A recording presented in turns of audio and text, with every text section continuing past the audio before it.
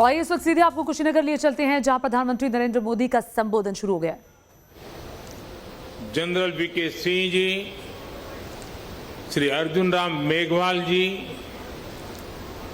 श्री श्रीपद नायक जी, श्रीमती मीनाक्षी लेखी जी, UP सरकार के मंत्री श्री नंदगोपाल नंदी जी, संसद में मेरे साथी श्री विजय कुमार दुबे जी, विधायक श्री रजनीकांत मणि त्रिपाठी जी, विभिन्न देशों के राजदूत, राजनयिक, अन्य जनप्रतिनिधिगण, भाई और बहनों, भारत विश्व भर के बौद्ध समाज की श्रद्धा का, आस्था का, प्रेरणा का केंद्र है। आज कुशीनगर इंटरनेशनल एयरपोर्ट की ये सुविधा एक प्रकार से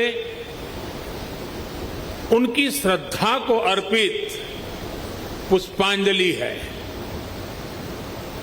भगवान बुद्ध के ज्ञान से लेकर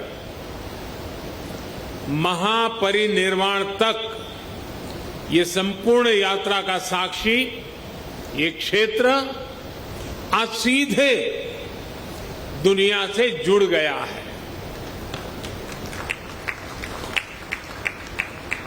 श्रीलंकन एयरलाइंस की फ्लाइट का कुशीनगर में उतरना इस पुण्य भूमि को नमन करने की तरह है। इस फ्लाइट से श्रीलंका से आए अति पूजनीय महासंघ और अन्य महानुभाव आज कुशीनगर बड़े गर्व के साथ आपका स्वागत करता है। आज एक सुखद संयोग ये भी है कि आज महर्षि वाल्मीकि जी की जयंती है। भगवान महर्षि वाल्मीकि जी की प्रेरणा से आज देश सबका साथ लेकर, सबके प्रयास से सबका विकास कर रहा है। साथियों, कुशीनगर का ये इंटरनेशनल एयरपोर्ट दशकों की आशाओं और अपेक्षाओं का परिणाम है। मेरी खुशी आज दोहरी है।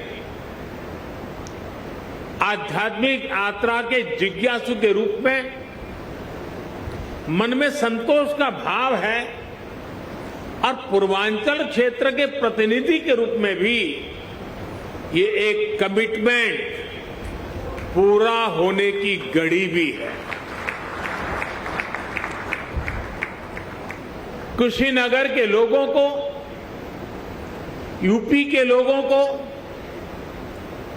पूर्वांचल पूर्वी भारत के लोगों को, दुनिया भर में भगवान बुद्ध के अनुयायियों को कुशीनगर इंटरनेशनल एयरपोर्ट के लिए बहुत बहुत बधाई। साथियों, भगवान बुद्ध से जुड़े स्थानों को विकसित करने के लिए, बेहतर कनेक्टिविटी के लिए, श्रद्धालुओं की सुविधा के निर्माण पर भारत द्वारा आज विशेष ध्यान दिया जा रहा है। कुशीनगर का विकास यूपी सरकार और केंद्र सरकार की प्राथमिकताओं में है।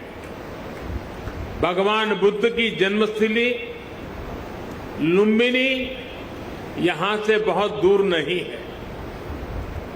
अभी ज्योतिरादित्य जी ने इसका काफी वर्णन किया है, लेकिन फिर भी मैं उसका पुनरावर्तन इसलिए करना चाहता हूं कि देश के हर कोने में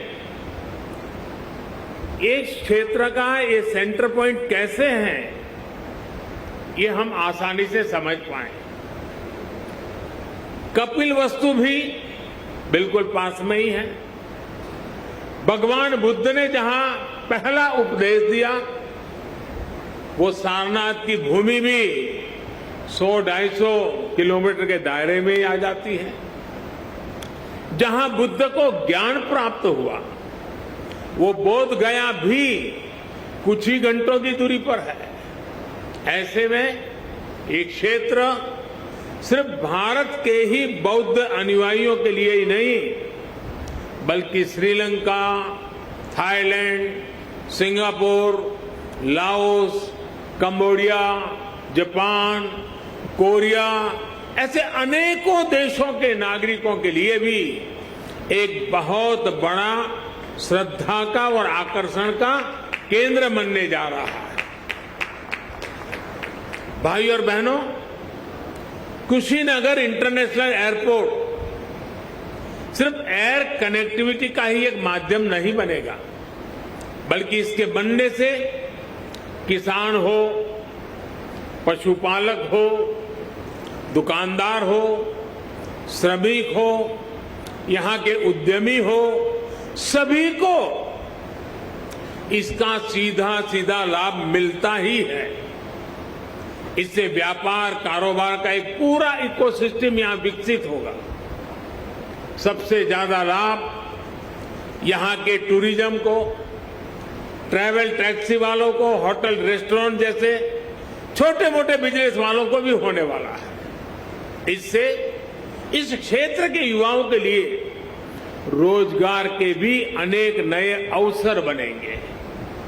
भाई और बहनों, पर्यटन का कोई भी स्वरूप हो, आस्था के लिए, आनंद के लिए आधुनिक इंफ्रास्ट्रक्चर इसके लिए बहुत ज्यादा जरूरी है। ये उसकी पूर्व शर्त है। Infrastructure, rail, road, Airways, waterways, infrastructure का ये पूरा स्ट्रक्चर, उसके साथ साथ hotel, hospital, internet, mobile connectivity का इंफ्रास्ट्रक्चर, सफाई व्यवस्था का, सीवेज ट्रीटमेंट का प्लान, ये भी अपने आप में वही इंफ्रास्ट्रक्चर है। साफ पर्यावरण सुनिश्चित करने वाली रिन्यूएबल एनर्जी का ये सभी आपस में एक दूसरे के साथ जुड़े हुए हैं। कहीं भी टूरिज्म बढ़ाने के लिए इन सभी पर एक साथ काम करना जरूरी है और आज 21वीं सदी का भारत इसी अप्रोच के साथ आगे बढ़ रहा है। टूरिज्म के क्षेत्र में अब एक नया पहलू भी जुड़ गया है। वैक्सीनेशन की भारत की तेज गति से प्रगति दुनिया के लिए एक विश्वास पैदा करेगी कि अगर टूरिस्ट के रूप में भारत जाना है, किसी कामकाज से भारत जाना है, तो भारत व्यापक रूप से वैक्सीनेटेड है और इसलिए वैक्सीनेटेड कंट्री के नाते भी दुनिया के टूरिस्टों के लिए एक आश्वस्त व्यवस्था ये भी उनके लिए कारण बन सकता है। इसमें भी बीते वर्षों में एयर कनेक्टिविटी को देश ने उन लोगों तक, उन क्षेत्रों तक पहुंचाने पर जोर दिया गया है जिन्होंने कभी इसके बारे में सोचा भी नहीं था।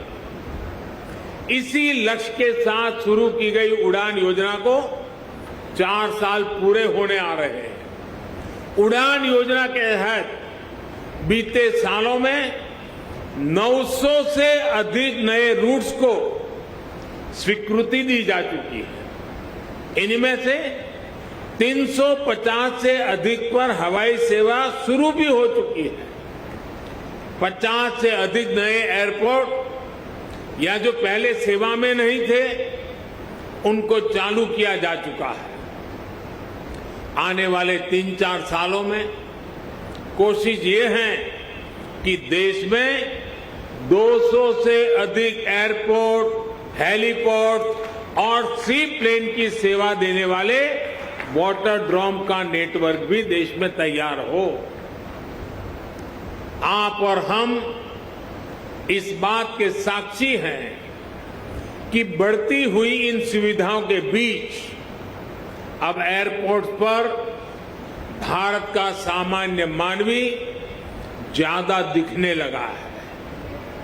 मध्यम वर्ग के ज्यादा से ज्यादा लोग अब हवाई सेवा का लाभ लेने लगे हैं। उड़ान योजना के तहत यहां उत्तर प्रदेश में भी कनेक्टिविटी लगातार बढ़ रही है। यूपी में नए एयरपोर्ट्स, इससे फ्लाइट हो चुकी है। 8 एयरपोर्ट से तो फ्लाइट शुरू हो चुकी है। 8 या 9, इसके साथ 9, यानी 8 हो चुकी है, आज 9वीं।